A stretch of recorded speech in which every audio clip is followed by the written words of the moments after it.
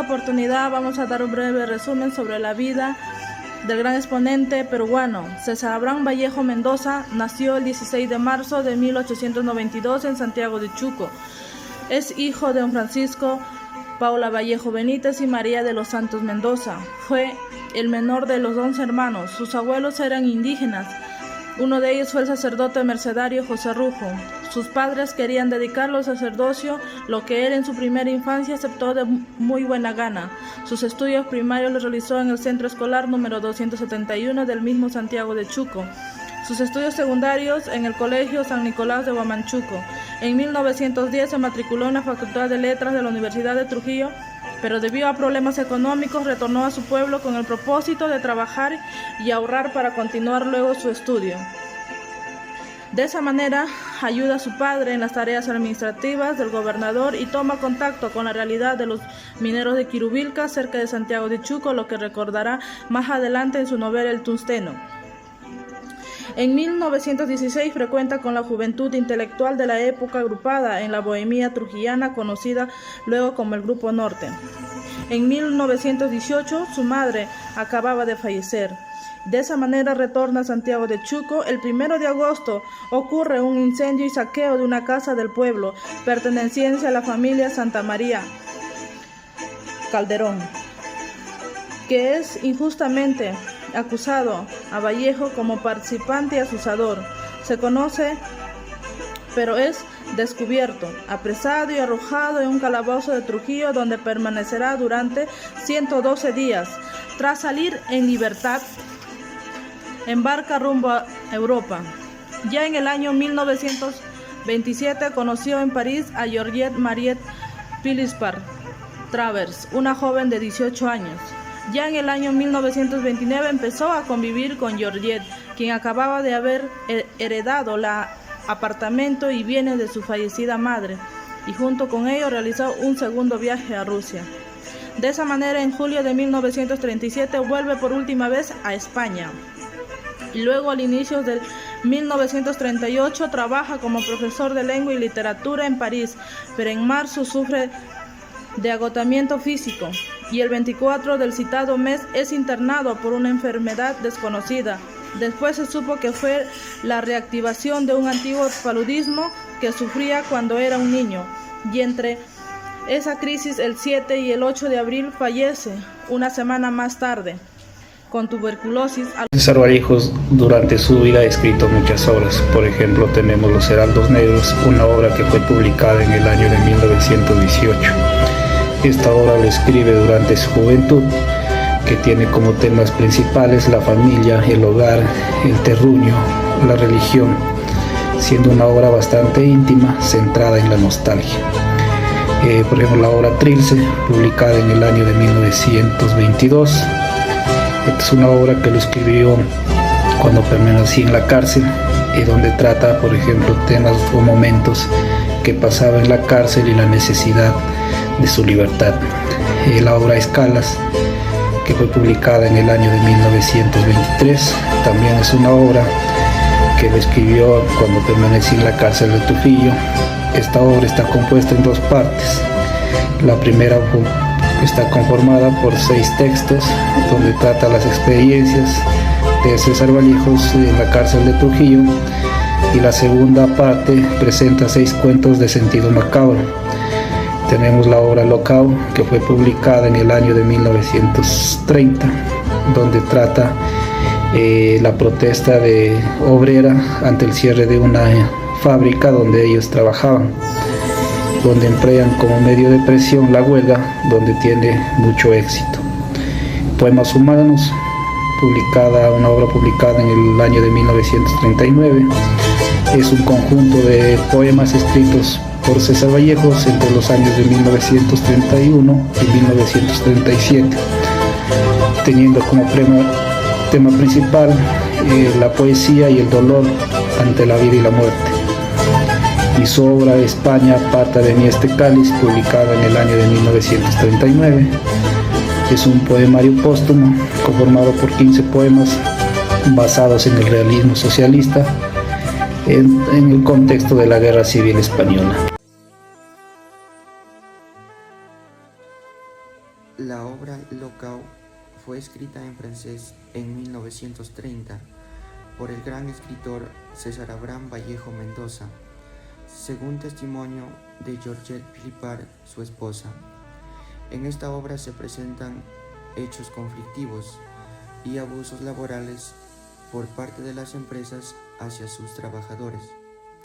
El tema de Locao es el cierre de una gran empresa capitalista y las contradicciones que este hecho genera entre los empresarios y obreros. Esta obra teatral consta de 5 escenas y ahora veremos un resumen de cada una de ellas. Locao fue en un principio escrita en francés en el año 1930, limitándolo más exactamente a la ideología marxista del gran poeta peruano. A pesar de las circunstancias adversas, lo que nos llevó a tratar este tema fue darnos cuenta de lo muchas personas cercanas a la literatura peruana ignoraban totalmente o dudaban que César Vallejo hubiese abrazado la ideología marxista o hubiese militado en el Partido Comunista. Algunas de estas personas trataban de minimizar este hecho como un acontecimiento sin importancia. Nosotros, al contrario, pensamos que fue un hecho fundamental en su vida. A continuación, presentamos una de las obras teatrales de nuestro gran exponente César Abraham Vallejo Mendoza, que lleva como título Locao. En la primera escena, un rumor tiene intranquilos a los obreros de una fábrica metalúrgica, pues la crisis ha mermado la economía y ha causado desempleo en varias fábricas a nivel del mundo. De pronto ingresa el guachimán, acompañado de un obrero, con una entrada en la mano, anunciando el cierre de la fábrica. Los obreros, ansiosos, preocupados y modestos, tratan de darle solución. En la escena 2, los empresarios quieren cerrar las fábricas o disminuir el salario a los obreros. El ministro, que es socialista, quiere ayudar a los obreros, pero uno de los capitalistas lo amenaza con hacer protestar una deuda que el ministerio tiene. De esta manera, los empresarios hacen lo que ellos quieren. En la reunión industriales con los 3 delegados de los obreros, un empresario, Leblanc, tomando la parte del delegado 1, trata de comprarlo, ofreciéndole dinero, pero este no acepta, entonces lo amenaza con la cárcel. En la escena 3, el sindicato se reúne para llegar a un acuerdo sobre la realización de la huelga por parte de los obreros metalúrgicos, la expresión de la ideología del fascismo, que considera que el capitalismo explota a los trabajadores y se queda con parte del fruto de su trabajo. Los obreros ingresan al salón de la Asamblea General con gritos para hacerse escuchar y llegar a un acuerdo sobre los cambios económicos porque tienen familias que mantener. Luego empieza la reunión con los ministros, empresarios y delegados, pero no llegan a ningún acuerdo, alegando: no podemos hacer nada. No es obra nuestra, sino de la crisis mundial. No está en nuestras manos.